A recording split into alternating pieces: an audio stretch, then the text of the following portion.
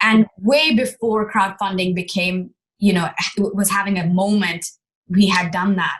And it wasn't because, I genuinely wasn't because I was trying to be irreverent or controversial.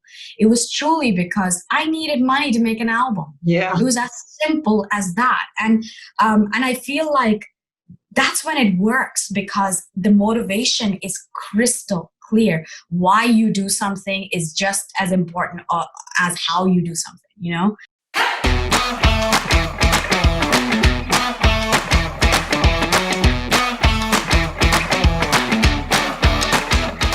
It's Thrive Live, a show about founders and leaders and the personal stories behind the companies and careers they built.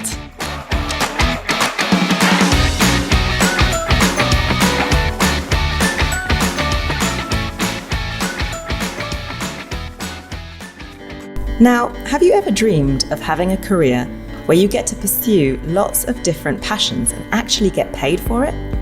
Well, listen up, because on today's show, popular singer-songwriter, video artist and content director Gaya shares with us the fascinating personal story behind how she built a diverse creative career that drew a loyal community of fans and saw her working with some of the world's biggest brands.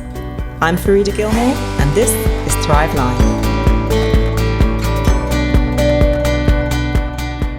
So I was born in Chennai, in the south of India, and in a home where music was a huge thing. I always say, like, it was the second language in my home, because we would be really, we were super passionate about music. My parents are die-hard music lovers and also a huge part of the Carnatic classical music scene in India.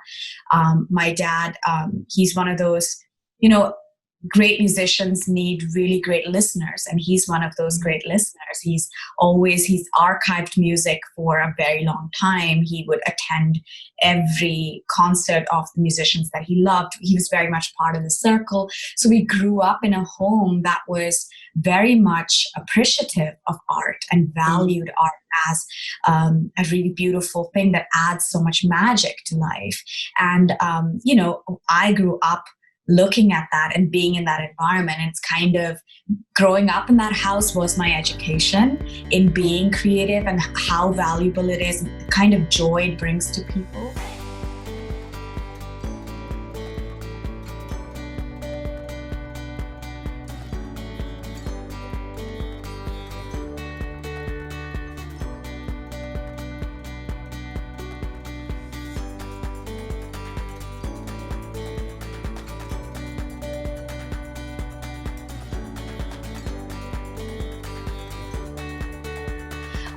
So when we started to perform more, and then we got into things like hanging out, after school, we all had guitars. My mom had, saved money to buy me my first guitar. And, we would all bring our guitars. We'd sit in a parking lot and just jam and like try to listen to the songs that, we'd listen to and like play them or learn how to play and sing at the same time.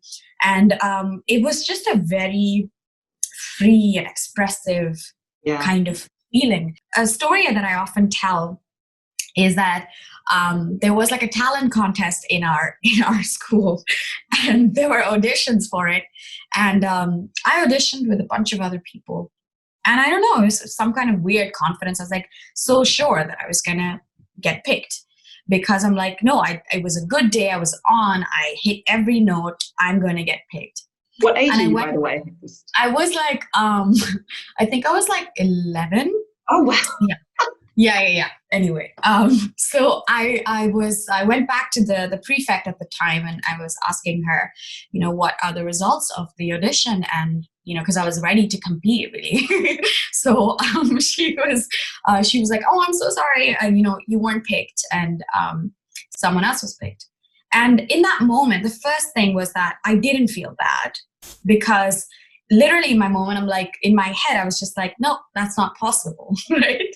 And when I think back on that time, I'm like, good God, this person has such an immense sense of, I don't know, self-belief that, that was, but check this out. So I said to her, that's not possible. That person didn't even audition. Can you please check the thing again? And then, and she said to me, no. I know I'm the one who, made the decision, so I would know. But I insisted, I persisted, and I followed her around. I'm like, that's not possible. You've made a mistake. And then she was like, okay, wait, let me just look at it. Because there's this pesky kid following her around during lunch break. And she looked at the sheet and she was like, oh my God, you're right. We did pick you. And I'm sorry, I just mixed it up. To date, I don't know if she just wanted to get me off her back or if I actually got the audition. But I learned that day that if you are persistent, you have a better chance of getting what you want than if you just accept the first answer. Yeah. And that's something I've carried with me to date. And every big milestone in my life, that's a message that has returned to me always. Whomever I've spoken to has always said, you are really persistent in a really beautiful way. And saying like, don't lose that, because you're so scared. You're so, you don't want to feel rejected. But to me, I feel like I'd rather deal with someone else's rejection than feel like I let myself down, So I guess that maybe was inherently in me, which is, again, a great thing to have when you are marketing something, because you're going to get a lot of rejection or you're pitching something. And I think that I call that like indie spirit, because you need to have an undying do-it-yourself attitude to turn your own business, your ideas into a success. You're going to get a lot of no's, and how do you turn that into a yes? So those were things that all those seeds were planted very much early in school. And once I learned a little bit about editing and working with softwares like that, I would constantly be filming things with like old cameras. So I was always doing this. I just didn't know that that's what I was going to end up doing with my life. I was just having a great time. Yeah. Just tinkering around with this footage and these cameras. And what were you capturing back? What would you be going out and filming? I think it was like classic home video stuff, hanging out with my friends, going to like Al Nasser Leisureland, which is still there today. And, at home, film, like my dad had their friends over, filming them. And lots of footage of people just being like, stop filming us. Like, this is ridiculous. But I just really, really enjoyed that. And then after a while, for like birthdays of like my brother or of, close friends, I would make them videos of how much they mean to me. And I started like recording voiceovers. Like I when I think back now, I'm like, oh my God, I've been doing this for a long time. It's not started now. It's been a really long drawn process.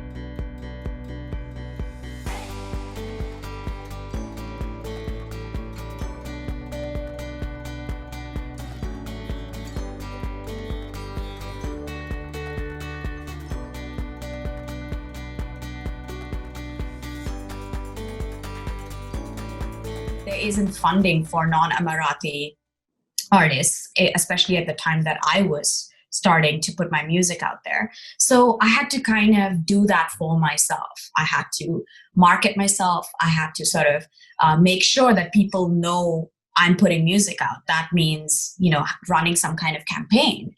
So what is a campaign? Finding out what that is. How can I use social media? It was just sort of burgeoning, the whole social media thing at that point. It hadn't become what it is today at all. So what year are we talking about here? How old were you? What stage of your education, or what you came out of college, right? Yeah. So I kind of just, started to take my music more seriously around, I'm going to say 20. And, I spent like the next 2 years recording demos, working with other musicians, collabing, like getting to know the scene a bit more and how it could possibly go. I was freelancing as a writer and as a journalist at the time, because again, once again, and I came back to Dubai, I was like, okay, what can I do? Like, what are my skills? I guess I can write, and I have an English degree. So I'll send my, I made this like creative resume, and I was like, I'm going to send it to like Friday Magazine. I'm going to send it to all the magazines that I read. I'll send my work to them, and I got work with all of them. So I just started to freelance and get a sense of what it is to work. And not just, I'm sorry, my cat is meowing. My kids are probably screaming in the background. Yeah. Yeah. So got a sense of like what it means to earn money. Yeah. Sort of still living with my family, as you do, especially when you're Indian, you live with your family as long as you can, as long as till someone else will take you off their hands, really. So so I was still living at home, so I got a chance to like put a little bit of money aside, and whatever money I had, I would, if I had a studio recording or I had to pay like a producer or something, I would do that, and just take from here and put it there, and just that was the whole idea, that I would do whatever I need to sustain the music. That was the plan. And were you with the music? Were you performing around Dubai? Like what? How were you getting that out? How were you? So around that time, this platform called Dubai Lime started, and Dubai Lime was just a series of open mics around cafes and things like that. And the open mic scene is a huge part of the artistic culture in countries all over the world. It had just come to Dubai at that point, and I think it's like fortuitous timing, because that's kind of when I was really needing to go out there and perform. And for me, I had that thirst to be like, I need to perform outside of my friends and family. Like, of course they're going to be supportive, but I want to know, how am I actually good? What can I do better? When I go out there, is the music that I write going to translate? Because my music also has a lot of Indian influences, combined with a lot of the singer-songwriters that I grew up listening to, who are not Indian, who are from the States or from Europe. So I had a lot of questions. And this is something that I always tell people when they ask about, like, how do I go from point A to point B? In a creative journey. And I always say, none of your skills or talents are built in vacuum. You have to do it. You cannot sit back and say, I'm not ready yet. You're going to be ready as you do it. And you have to continuously do and put yourself out there to refine what you do. So that was always my approach. I'm like, okay, I feel nervous. Great. I'll go be nervous on stage. And I won't be nervous the next time. It'll get better and better and better. That's the only way to get over any sort of fears, actually do the thing. I'm a big self pep talker. Oh, really? So I'm, What do you say to yourself? I think it is just asking myself like simple questions that are actually quite complicated. It's like, are you happy? Is this what you want to be doing right now? Are you completely fulfilled? What if you weren't doing this? What would you rather do? So shouldn't you do that? Whatever it is, just checking in. But as I was working at that publishing house, I was like, I need to, if I have to make this whole music thing work in the way that I want to, I have to dedicate more time to it. So how am I going to do that? And this is when it gets a bit nuts, because I'm like, I want to go on tour, just out of nowhere. Because I was watching a lot of YouTube videos of like my favorite artists who were, on tour, and, not recognizing that they're signed to a label. Someone's paying for them to go on tour. It's not all happening in this way, really. But I was determined, and I also said, okay, now I know that if the scene in Dubai is growing, what about outside Dubai? That's actually my goal, to be able to travel around the world. Can I go perform there? So I started to write to some live music venues in London and Berlin and Paris, just sending them my demo and saying, I'm going to be in the city, in this, between this date and this date. Is there a slot for me to come play? This is my music. Here's what I've been doing. Send it out to a bunch of people. I booked 7 gigs from that demo. Wow. So hang on a second. So Let's just roll it back. So you've been working like writing to get money, but you've had this dream in your mind that actually what I really want to do is the music. So I need to just figure out how I can just do the music. And I want to go on tour. So I'm going to create the tour, and then I'm going to find the places that are going to take me on. Yes. So, but a lot of people, I think a lot of people would be like, there is no, how can I, like all the doubts would be flooding. Did you have any of that kind of situation in your mind where you're like, oh man, I am crazy, like to be thinking this. I need to earn money. How am I going to afford that? How am I going to do this? How am I going to do that? Or was that just not even part of your thought process? Was there no doubt at all? I didn't have any doubts. Wow! That sounds so insane. Actually, when I'm saying it now, I'm like, what? But you know what? That is the blessing of being young. Yeah. And ignorant. Yeah. And I always, when people ask questions about like, what would you tell your younger self? And I always think to myself, actually, my younger self did a lot of shit that I wouldn't do now. So I would ask her what she would tell me. Yeah. Because there is a certain pleasure to not doubting yourself. Not overthinking the shit out of everything, which we do so much more now. Like I would think a lot about a lot of things now that I didn't think about then. The only thing I thought about was, how am I going to save the money for this tour? I'm going on tour. That's it. There's no other way to it. It's happening. And I will, whether it's one gig or how many other gigs, I'm going to do it because I need to do this. And booking those 7 gigs, I'm like, well, I got to make it work now. 7 venues. I got to go now. Yeah. So I'm going to go. And I guess in my mind, the justification was that no one is going to roll out a red carpet for me. Yeah. No one is going to, from London, be like, what's happening in the Dubai music scene? Nobody cares. So I was like, if I want it, I have to go get it. Yeah. And were you supported? Were you supported by your family, your friends? Were they like, this is great, go for it? Yes. Amazing. It's so key though, isn't it? I think that it's something that we hear a lot, that who you have around you has a massive impact as to whether you do stuff that you want to do. Absolutely. I've been very lucky to have people who genuinely believed in me. Who to date genuinely believe in me, because you need champions in your life who will stick by you no matter what. There have been plenty of people, even teachers for that matter, who've literally said to me, what's the point of doing, all these extracurricular things? That's not what you're going to do for your life. That's not how you're going to earn money, especially in Asian cultures. Creativity and art is seen as this it's a hobby. You can't build your life on this. No way.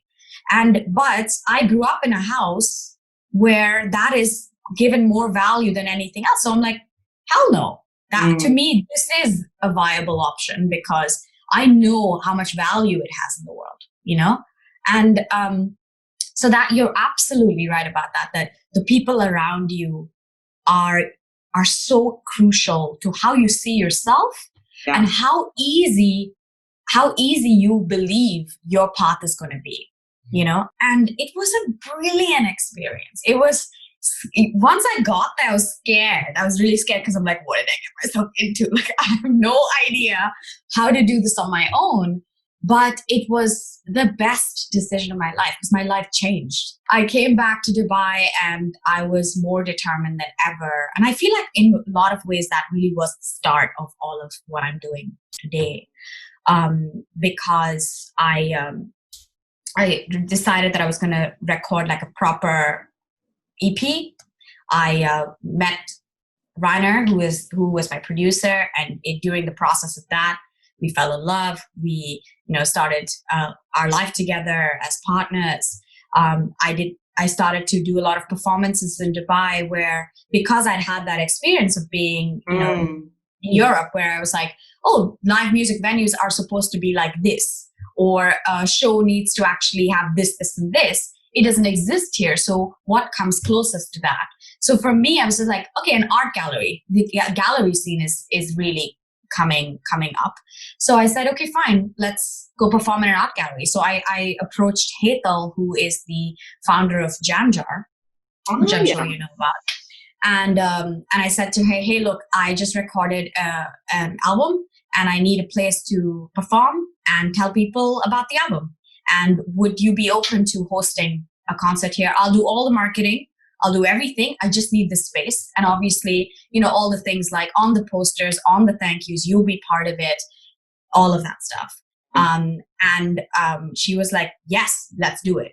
So, which is again, wonderful because, again, taught me that first of all, if you want something, gotta go get it, go after it. Secondly, what are you pitching? How do you pitch? How do you make someone part of your journey? Yeah. And for me, it was to be able to connect with her on an artistic level because she is from the arts. She is very much, in the scene herself feels like an independent because, she's doing something kind of out of the ordinary herself. So you find things that connect you with someone when you're pitching to them, of course, because otherwise it's like, why should I care about you putting out a record? But it's because we're forging a scene together.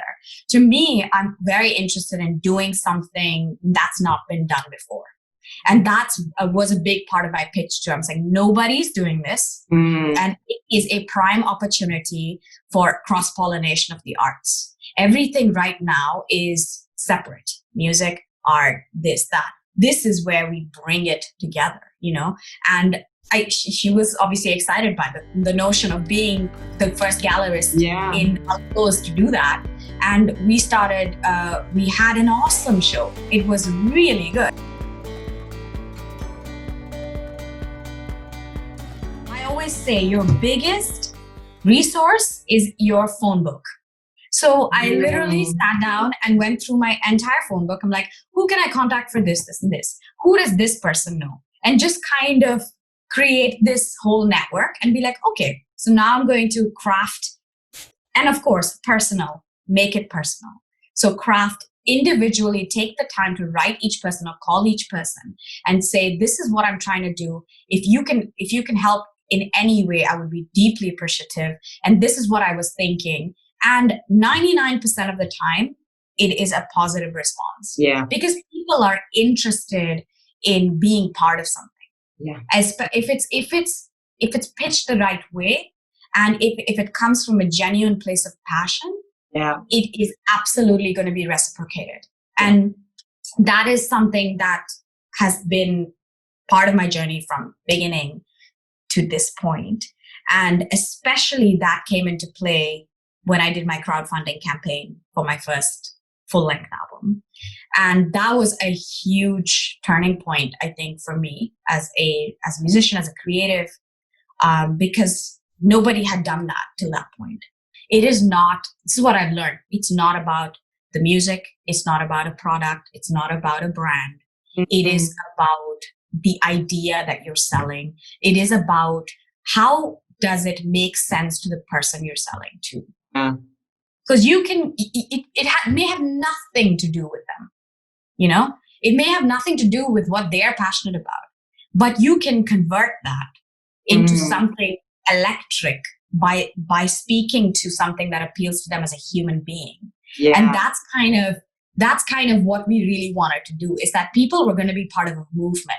They're not going to be part of an album, So that when we started to work on that, the amount of support we got, we had our goal was $20,000 in 30 days.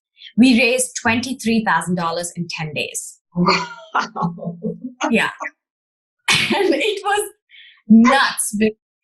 Was the support predominantly coming from the local community, from the people that had known you all these years, or was it from elsewhere? What was it like? It was the local community. It was the local community who had been following my journey, who had been coming to my shows, who I had been in touch with through through my newsletters or whatever little things that I was doing at that point. But it also came from mainly, which is part of any campaign process, is your network and their network and their network. Yeah. So it was about that. That's the one thing we did very early on. Who are the ambassadors of this campaign? Of course I'm running the campaign and my immediate circle. Who else can be a point to become an ambassador? Because I think it's important to bring people in. The people want to be, again, I keep going back to that. People want to be part of something. They really love that because that's who we are. We want to have community. That is at the base of, humanity, really. And it's and this word community is like, I hear it so much now. And people, talk about... It's a buzzword now, isn't it? It's a buzzword, this idea of having a community. And, especially in the business, entrepreneur world, it's like this ideal of having a community. And so many people ask me so often, like, how do you build a community? And I think you touched on it earlier where, you've got a fantastic community, but it started by you sharing yourself, right? Sharing your struggles or your ambitions or your dreams and desires. And then it's that courage to put that side of you out there that then helps people who resonate with that message, who also have that same feeling, that then start coming to you. And it's not something that you can like buy. It's just, it comes from, like, I believe, like real human connection, like real connection. Yeah. And that's the best community you can ever, Absolutely. Yeah. I think it is. Community is not about what you get. Community is about what you give, 100%. And that's how you build a community, because that's how I've learned that that's how you build a community. I mean, obviously I'm not going to say that I knew it in the moment. A lot of this is in retrospect. It's in hindsight. And that is also a part of your journey as a creative, as a person who runs a business, as anyone, as a human, that you do have check-ins to understand what did I do right? What didn't I do right? And how do you make it better? And you just keep refining the good stuff. And you try to do away with, the things that aren't so good. And I think, as I said, when we had that success with crowdfunding, first of all, within my community itself, people were like, this is insane. Like this, because it was the first time an artist had done that in the region. And way before crowdfunding became, was having a moment, we had done that. And it wasn't because, I genuinely wasn't because I was trying to be irreverent or controversial. It was truly because I needed money to make an album. Yeah. It was as simple as that. And I feel like that's when it works, because the motivation is crystal clear. Why you do something is just as important as how you do something, And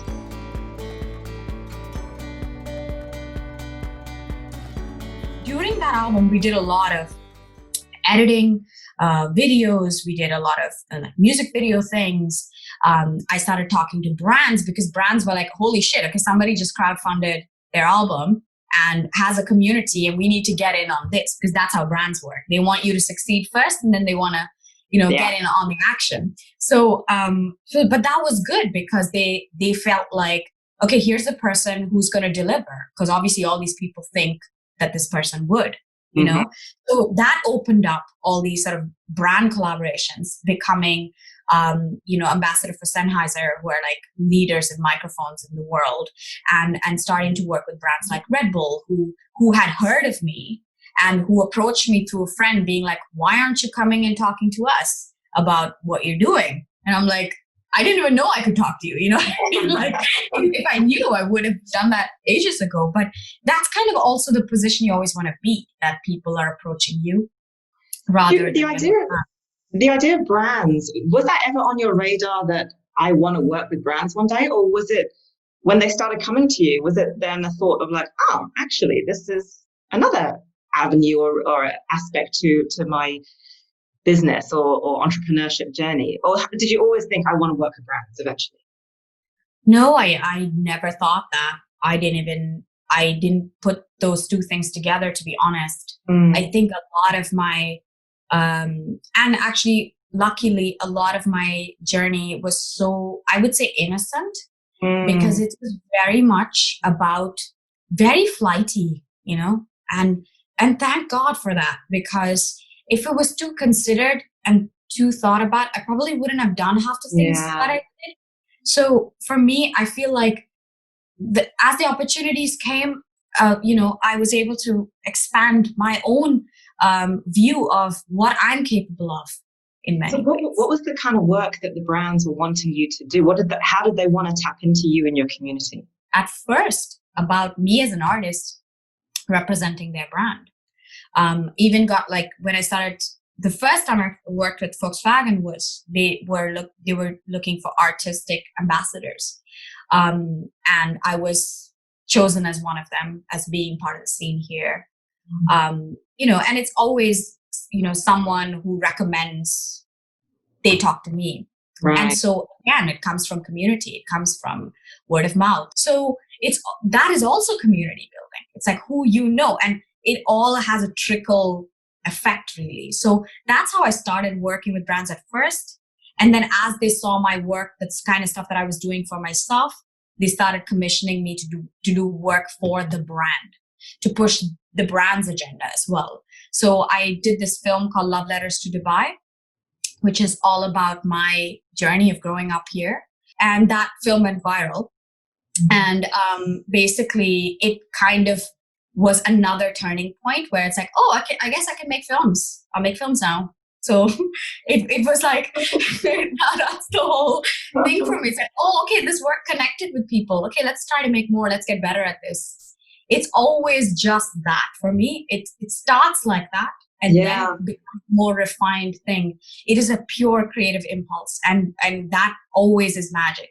And I feel like people react to that. They respond to something that is coming from a real place. Then when there's a campaign that's very thought about, constructed, you can see right through that. You're like, that doesn't feel heartfelt to me at all. That film was talked about again.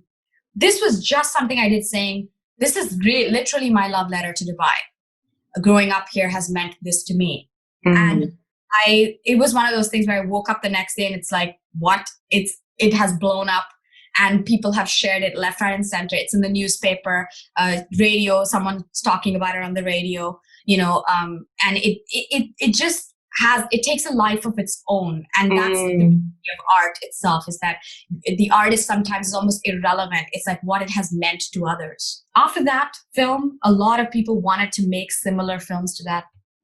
And that turned into making films. I was collaborating a lot with my friend Ekta, who is a filmmaker director herself in the region. She also had the similar experience to mine, which is growing up here. She started doing a series called Bar Dubai Stories, which was at Bar Dubai specifically, where we went and filmed with small businesses like hairdressers and people who are in the smaller communities in the Sikka area. And those films did really well. From that, we got approached by Altair to make a bunch of films for them. And then that's how we worked with Bloomingdale's. And so it just kind of, and then we worked with Gap where we brought Old Dubai. So we kind of started becoming the people you go to work on projects that celebrated Old Dubai and showed a different side of the city that we grew up with. Like the idea that Dubai is soulless is very offensive to me, because I grew up here and I know how soulful it really is. I'm sort of just in my head reflecting on this journey so far of where you've taken it.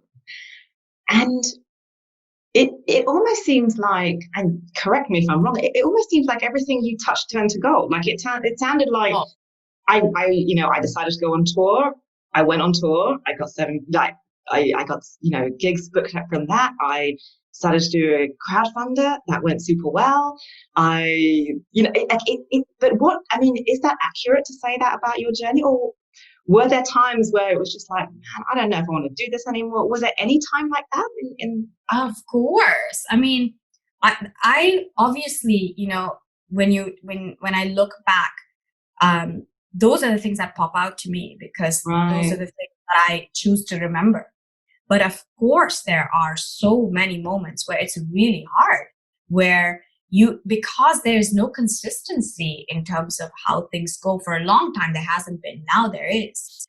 But there wasn't. There was always like, okay, what am I going to do if this doesn't work out? Even after me, also the idea of like, you do all of this work and you do things that people are connecting with. But, I don't have a very well-structured sort of financial stability for a very long time. It is, and it really makes you question, like, how many extra things am I going to do to make ends meet before I can start actually seeing real money, I'm able to do it without struggle or without having to reinvent the wheel. I want it to be easier. And I think initially it was very exciting because it was like, I got there first. I'm doing this for the first time. How exciting, da da da. And then after a while, it's like, am I still doing that? Like, I thought I proved myself. Like, how am I back to square one?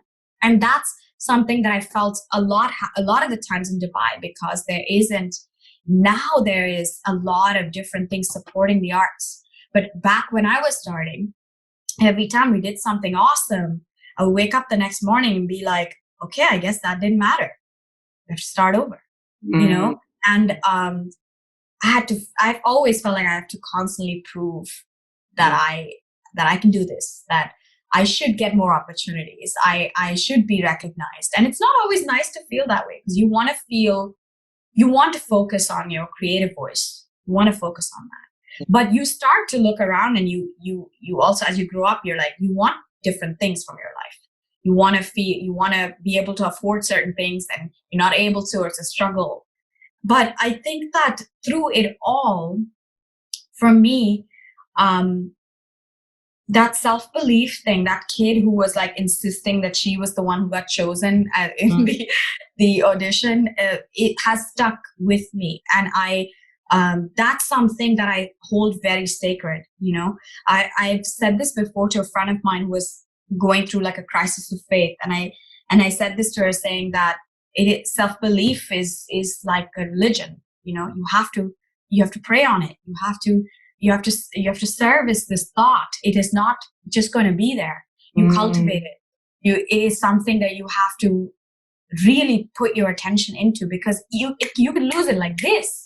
If you start thinking about all these other things that are actually telling you otherwise, then you shouldn't maybe believe in yourself, that it's not really working out.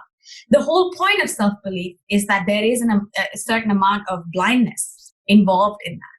You have to just believe that, even if you don't have proof, you have to believe. So to me, I feel like I maybe in many ways am made for this path, because I have that inherently, that stupidity of believing anyway. You never know what project is going to trigger what. And for me, the biggest lesson is, if you continue to put out work independently, without provocation, without the idea that someone is paying you for it, you stay steadfast and you say, no, this is what I want to do, and I'm doing it for me. That has an insane effect on your career. Those are the projects that always have pulled the most incredible opportunities your way. It is always the start. When you start, it is the start. It's as simple as that. You don't need a brand or a product or a huge community to validate you.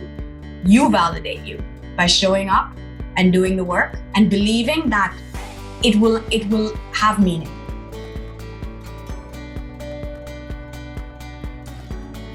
And what's next for you? I mean, like, obviously we're in such an unusual situation globally. It's affected you obviously traveling to India and potentially continuing your work there. But what does the future look like for you in the immediate term? What do you want to do? I think that in terms of what I do, I feel like there's a real opportunity for me because, we have to go digital. Everybody has to go digital. And that for me, it's what I've been shaping for a while now is my voice in the digital sphere. And a lot more opportunities have come because of this, because people want to, create their own brands. They want to have authentic brands. They want to connect with their audience in a whole new way. And I think it's actually going to be very exciting if you want to look at it that way. It's obviously very unfortunate, the situation we're in, but we're all in the situation. It isn't lopsided. And I think it's actually given brands and a lot of people a chance to eliminate things that aren't working and to actually really hone in on what is effective and what is unnecessary. And that's happening on a personal level for people.